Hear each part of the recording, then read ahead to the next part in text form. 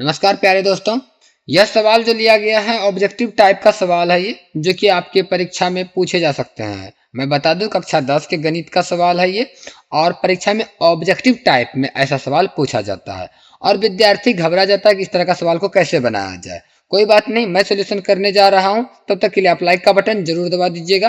कह रहा है यदि किसी समांतर श्रेणी का nवां पद, मतलब किसी भी समांतर श्रेणी का, ये तो समझ रहे हैं एपी, तो nवां पद जो है 5-3n दिया हुआ है, तो उसका सार्वंतर कितना होगा। मैं बता दूं, nवां पद जब भी दिया हुआ हो इस तरह से, nवां पद जब भी दिया हुआ हो तो आप n के जगह पर जो भी मानिएगा, n मतलब क्या होता है, पद का नाम है nवां पद। यानी अगर हम 1 रख दें तो पहला पद निकलेगा, 2 रखेंगे दूसरा पद निकलेगा, है ना। तो चलिए इसको हल करना शुरू करते हैं। इस प्रकार से इसको बनाना है कि यदि n बराबर 1 हो तो, n बराबर 1 हो तो मतलब कि पहला पद हम निकालेंगे, फिर दूसरा पद निकालेंगे, तीसरा पद निकालेंगे, लेकिन कैसे। हमें यहाँ nवां पद दिया हुआ है ना, nवां पद कितना दिया हुआ है, nवां पद, nवां पद कितना दिया हुआ है, 5-3n, ये दिया हुआ है। तो हम यहाँ पर ब्रैकेट में लिख लेते हैं कि ये दिया है।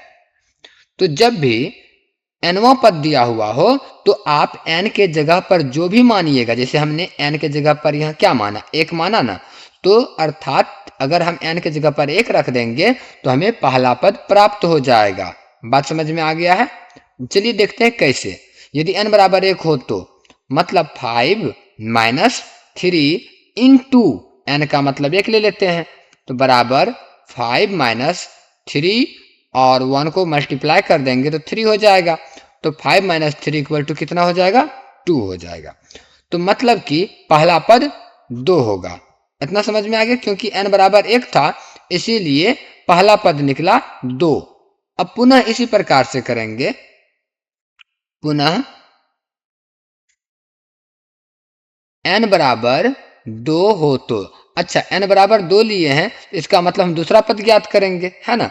तो चलिए पुनः लिख लेते हैं nवां पद बराबर, क्योंकि nवां पद दिया हुआ है ना, तो 5-3n, तो मतलब कि 5-3 इंटू 2।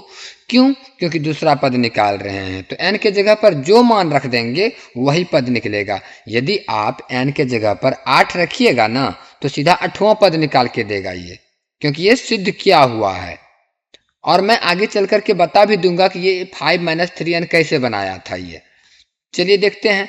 5 माइनस यहाँ पर कितना हो जाएगा, 6 हो जाएगा, मतलब -1, अर्थात दूसरा पद -1 होगा। हमसे क्या पूछा है, सार्वंतर। सार्वंतर का मतलब क्या होता है नूनू, d, और d बराबर सूत्र क्या होता है, a2 माइनस a1 होता है।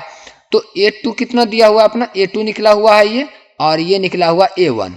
तो a2 के जगह पर हम लिख सकते हैं -1 और -a1 के जगह पे 2। तो कुल मिलाकर के माइनस माइनस प्लस, चिन्ह तो माइनस का ही रहेगा, यहाँ पे हो जाएगा 3।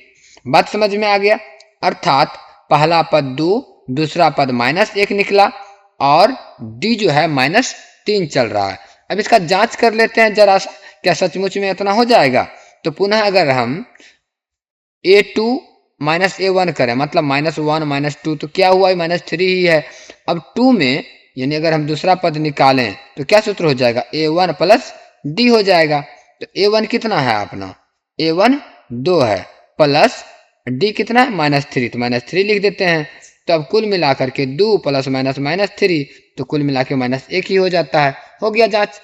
तो चलिए अब हम आपको बताते हैं कि ये 5-3n ये किस प्रकार से लाता है, और क्यों nवां पद के जगह पर कुछ भी रख देंगे तो आंसर जो है अपना सही प्राप्त करके देगा। मतलब n की जगह पर अगर अभी हम 10 रख दें तो क्या होगा, क्या ये 10वां पद निकाल के दे देगा।